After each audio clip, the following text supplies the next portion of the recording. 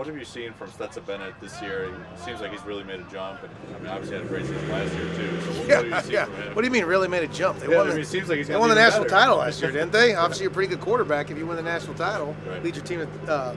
He's playing on a very high level. I mean, they're averaging over 300 yards a game passing.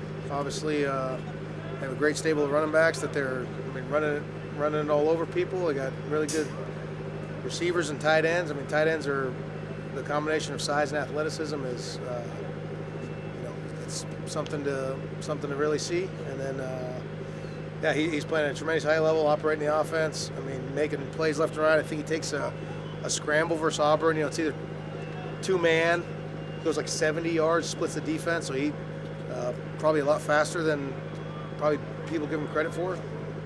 There's a reason they're the number one team in the country. How do you feel like Esaias Furch played last week for you guys against Auburn? Yeah, he stepped up and did a really nice job. I think he was one of our defensive players of the week. What did you think of Jaden Carney this weekend? Did some good things. Did some really good things. Glad to have him back. He brought a level of physicality that I like seeing on the defensive front, and so it was good to see. Had some mistakes in there, but probably fault of the guy throwing out some defenses that he hadn't practiced. So we'll blame that guy. When you think about Crumedy coming back too, like the kind of making everybody around him better. I mean, did you see some of that on film that maybe he helped some other guys elevate their level of play? Well, usually a D lineman makes the guys around him better when they have to occupy him, send more linemen to block him, double teams up there. But I'll put it this way: first play of the game, they ran a toss play into the boundary, and he made the tackle. Right, so he got off to a good start, and he had a good night. What do you think of Brock Powers? Yeah. I got a feeling he's going to look like Ivan Drago from Rocky IV, when he steps out there on the field. He's a great player, and he's going to be a first rounder. He's a great player. We just talked a bit after the Alabama game about some guys being maybe intimidated by the Alabama logo and kind of what that program stands for. I guess how do you try to eliminate that when you're playing another great program in Georgia? I think our defensive guys played pretty dang physical against Alabama. I don't think that was an issue. Speaking of your defensive guys, when you played Georgia last time, I believe you held them to 8 yards rushing. Obviously, they'll probably want to come out and establish the running game again. But I don't want to give away the trade secrets here, but how were you able to kind of motivate those guys to perform at such a high level, considering the numbers you had? I think that was two completely different teams playing a completely different situation and game. That was COVID year. A whole lot of guys on that team who aren't playing for us now. I mean, they also threw for over 400 yards that game. So, you hold a team to that few rushing yards, but you give up 400 and whatever through the air. And I'm pretty sure I had a pretty stupid call that was a zero coverage for a touchdown over the top. We found a way to.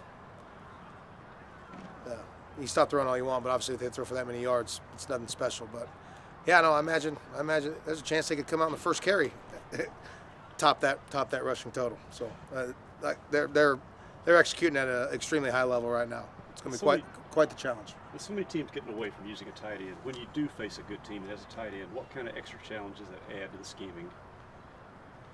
I think so many teams are getting away from it because it seems like there's like a handful of teams who are stockpiling on all the tight ends in the country. There's no more tight ends to go around. You look at their roster, between some of the teams you play in this league over the last 3-4 weeks, it's like you get 14 personnel every week. That's 4 tight ends in the game. So,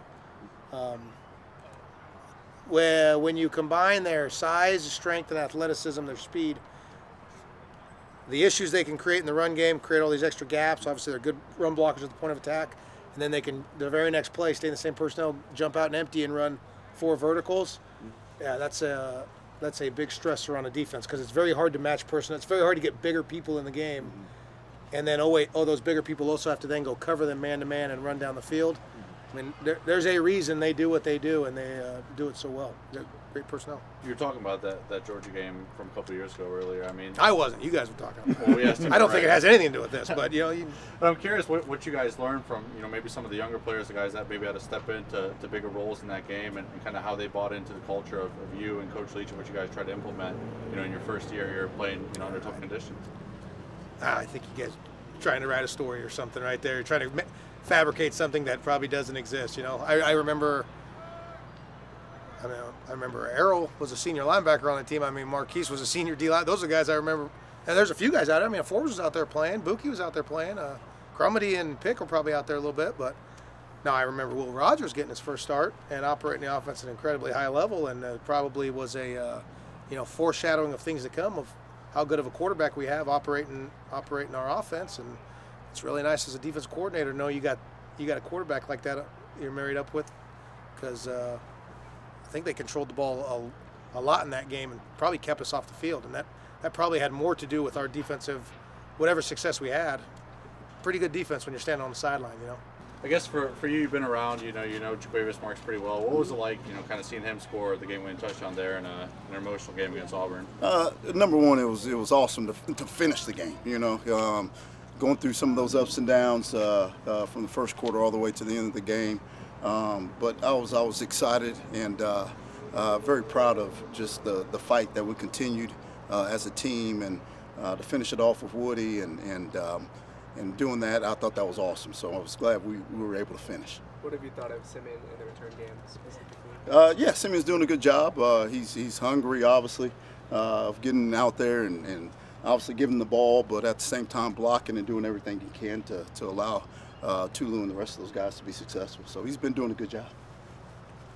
As the game develops, do you find ways to say, we just need to take a chance for running the ball, let's try something here, break it up, or is it just a way you let the quarterback call what he sees? Yeah, no, it's we just go play by play, and Coach Leach and the rest of our staff, makes whatever decision that we need to make, and I just tell them, hey, when you get an opportunity, make the best of it. And so hopefully, like I said, on Saturday, we'll get opportunities, and I said make the best of it, because the more successful you are, the more we're going to do it. When Auburn lined up in a light box like that, and almost like they saw a pass was coming, Will steps up, and Jaquavius walks through almost untouched. Is that just kind of a statement that the run game is still always there? No, I'll tell you this.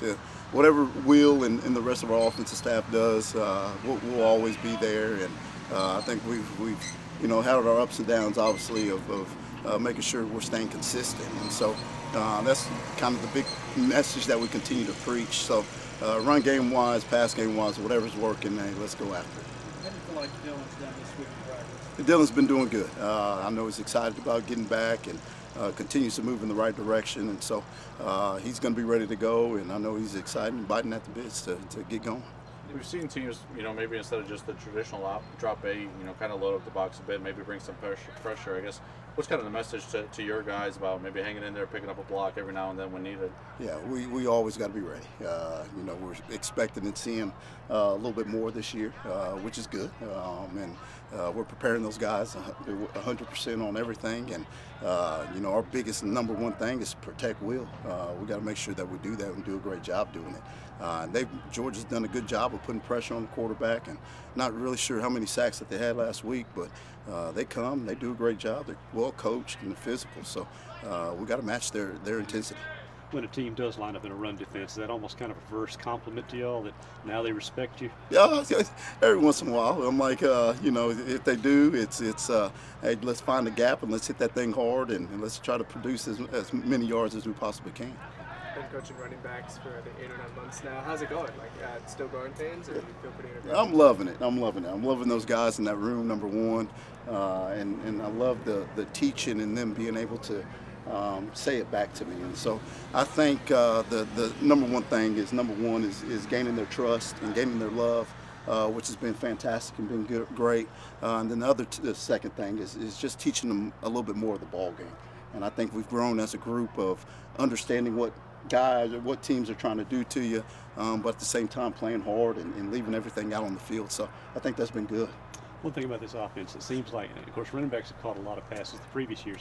They seem to be catching the ball a little further down the field, and now with a little more vertical momentum than the previous seasons. Was that an intent going into the season? Yeah, like I said earlier, I think we got dynamic guys that can do a variety of different things. And so, we're getting linebackers that are stuck on us quite a bit whenever we're swinging out into the flat and doing some things. And so I know that was kind of a message that we preached is, hey, let's try to get them more involved in vertical pass game and get them out in space against some of these guys. So it's been good, and hopefully we can continue to be successful on it.